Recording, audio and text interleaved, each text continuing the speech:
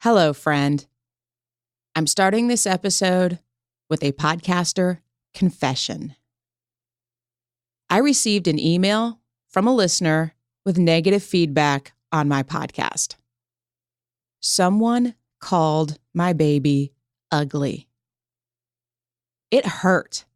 It felt like a spiritual punch in my creative gut. Fortunately, I've cultivated the superpower to repurpose pain and use it for good in the world. I've chosen to take that experience and do what any songwriter, storyteller, or other artist worth their salt would do. I'm taking ownership of that experience, of that feedback, and my feelings to turn that mess into something that I hope will help you, should anyone ever call one of your babies ugly. As a singer, songwriter, and podcaster that didn't find the confidence to share my own voice until my mid to late 30s, this is my greatest fear. Putting your voice out there is scary. It doesn't matter what medium you are using. I think it's pretty true for most humans. Nobody wants to hear that their work sucks. As a podcaster, you sure don't want to read feedback that a listener was so turned off by your intro that she couldn't listen to another one of your episodes, even though she thought your content was good. Now, this person wasn't a troll. I don't know her, but she seemed well-intentioned, and that's what made it such a hard pill to swallow. What made it even harder to swallow is that she had a valid point. I published a podcast every day in November for National Podcast Post Month. It was totally out of my comfort zone and a great learning experience because it forced me to streamline my podcasting process. It was also an opportunity to get out some of the podcasting wisdom I'd learned along my journey, get it out of my head and out into the world. Producing even a 5 to 10 minute podcast for 30 days in a row is a major commitment when you're an independent podcaster running a business and trying to have a life. I had a longer intro than normal at the beginning of these episodes because I was also putting together a podcasting toolkit package. I was excited about it, maybe a little too excited about it, and I talked about it at the beginning of each episode because I was running a special offer on it until the end of the year. Now that was clocking in at about 1:30 before I jumped into the meat of the episode. And my outro was about 1 minute long. So yes, on a short episode that's only coming in around 5 minutes, that is excessive. Fair criticism. My plan at the time was that I would go back and replace those intros in January. Now, it's the end of March, and I still haven't done it. Why, you ask? Well, I could say, I've just been so busy, I haven't had time. You know what? That's a load of BS. Busy is a lame excuse. Here's a little truth. It hasn't been a priority for me. Is it costing me listeners?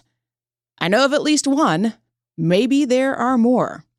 But the bottom line is that this series was a challenge and an experiment for me. My podcast is one big testing ground.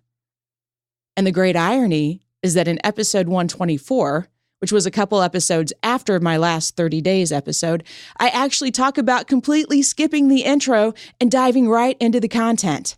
It's what I'm doing moving forward. So maybe that email was really just validation from the universe that I was moving in the right direction. It's all about how you choose to receive the information. Not everyone is going to love everything I do. Not everyone is going to love everything you do. In fact, they might hate it so much that they are moved to send feedback that makes you question the very work that you're doing. But here's the big question. What do you do with that feedback? Do you let it eat at you, or do you put on your big girl pants, evaluate it, and do better? You have a choice in how you process and respond to criticism. Thank your listener for the feedback if it has been delivered with good intention.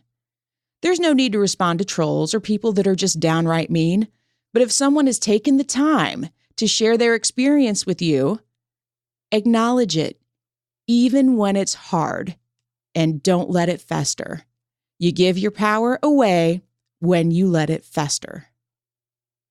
Look inward and uncover what it is about the criticism that hurts the most. And I'll admit it, this is incredibly hard for me, but so necessary for discernment. What makes this step so damn hard is trying to not take it personally. I'm a big believer in living life by the 4 agreements. If you haven't read that book, go find it as soon as you finish this episode. I'll have a link to it in the show notes. It was a life changer for me. And one of the agreements is not to take anything personally. Now, it's one thing to not take a guy cutting you off in traffic personally, but I feel like my podcast is an extension of me and the work I do. So it's much harder not to take that criticism personally. It's hard, but I invite you to give it a shot. Fix the issue. Move on. Do better. That's all we can do. I would love to hear how you respond to criticism in your podcast or on any other work that you create. You can tweet me at BrassyBroadJen, 1N, or go to brassybroad.com and send me a message through the contact page.